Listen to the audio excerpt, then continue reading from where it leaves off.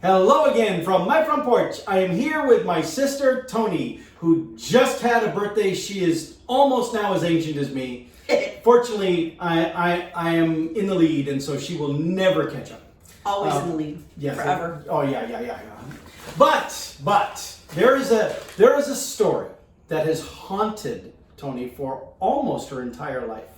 And I don't know if we've ever told it on the front porch or not. But here's the story, summarized. When I was a kid, before she came along, You had a good life. I had a very good life. Yes. I had the front porch of our house. I apparently have a thing for front porches. Yeah. But I can see a pattern. I had the front porch of at least half of the front porch of our house was my domain. I was able to play and create and do stuff out on the front porch. And I had trucks and vehicles and buildings and I made buildings out of cardboard and I branded stuff and literally it wasn't just a player. I created this whole fantasy world of all this stuff there. And you know the people in this world it was like my own early version of The Sims. Homemade Sims, that's what it is. But anyway, Toni, when she came along, of course, as younger siblings and little siblings do, she wanted to to join that world. Yeah, ultimately she wanted to follow me around and do what her big brother was doing, and me being the typical older sibling always said, "No, leave me alone, get away, you're a pain, you're a nuisance, stop." And some things never change. Yeah. And so one particular time she came out and I'm actively playing in my little fantasy world here with all the trucks and everything, and one of the objects that was there was this metal barn. Which you just gotten. Well, yeah, and sadly, I remember this story, but I don't remember where it came from. So my mom and dad might remember that, or our mom and dad might remember. I don't know. I suspect it may have came from our grandpa. But point is, it was there and stuff. Well, this particular time, she comes out, "Hey, Pa," and she's kind of insistent, and of course I'm pushing her away, and she got upset and sat herself down firmly on the metal barn, which was then obliterated. It wasn't a very good chair. No, and I don't know. She may have got a little hurt in the process too, but I didn't care. All I knew was that the metal barn was gone, and apparently it was unrepairable because our dad was fairly handy, but apparently he wasn't able to do anything about that because it just went away after that. Yeah, no duct tape took care of that one. Yeah, that was more than duct tape and WD-40 was going to take care of. So anyway, this story that probably happened when she was maybe 2. I don't know.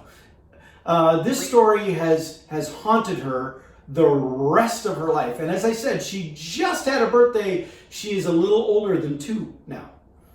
Just a couple anniversaries of 2. Yeah. Like 40 plus anniversaries. Yeah, and so that story has dogged her that long. Well, today she calls me out of the blue or messages me out of the blue and says, "Hey, are you going to be home? Because I have something for you." And I'm like, okay. Now, of course, I had a birthday not long ago as well, a little longer, but earlier in October. So I'm like, okay, well, sure, yeah, we'll be around. And so here she is. She shows up and she brings me, ta-da! And I didn't even sit on it yet. Turn it sideways a little. They can see the side. See, look at that. Isn't that nice? Isn't that nice? It's a metal, and it also has this bag. She gave me this bag that has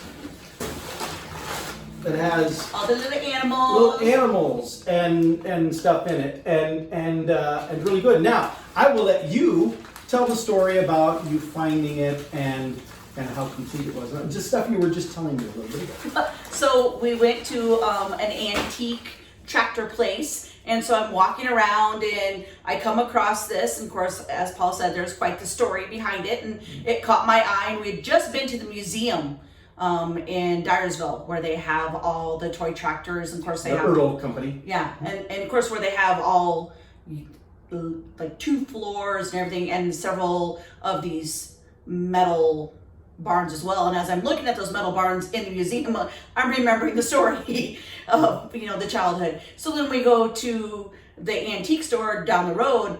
I come across this barn, and I'm thinking, maybe this would be a good opportunity to make amends and apologize in a sense. And hey, here, Paul. So I'm looking at it and I'm kind of thinking, do I want to do this? Do I not want to do this? Is this? Sorry. Yeah.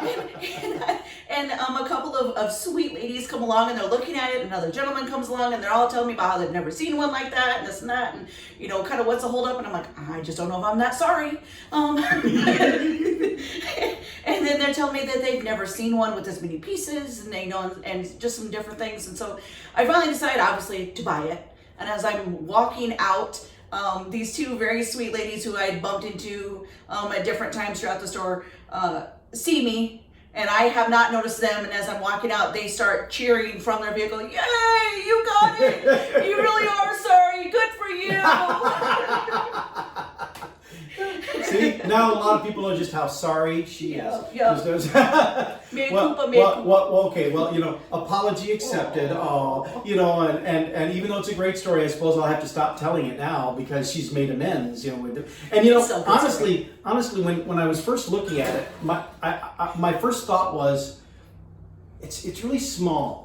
I mean, it's small. I'm not sure. I think mine was bigger, but I'm realizing, no, this may actually be the exact size that mine was, but I was smaller. He was smaller. In all fairness, so was I. Yeah. But I bet I could still take this one out. Yeah. Oh, yeah, probably. Yeah. Yeah, Let's not try. I mean, you did. It's your money, I guess, but still, I appreciate the. So thank you, Toni. Appreciate it very much, and that's very thoughtful. I was very surprised by that. So thank you very much. But it was such an odd and interesting story. It required front porch time. So thank you for stopping by and for bringing this, and now we can finally close the file on this cold case, And there you go. And happy birthday to all the other October birthdays out there. From 2 October birthdays, yes. I know there's several more. So yes. Happy birthday to all of you as well. Yes. Lucky you. It's a good month. There's September birthdays are also okay too, because there's one of those in the other side of the door. That's the warm up. Yeah. That's the warm up. That's the warm up act to the. All right. With that, I'll let you go, and I'll see y'all next time from my front porch.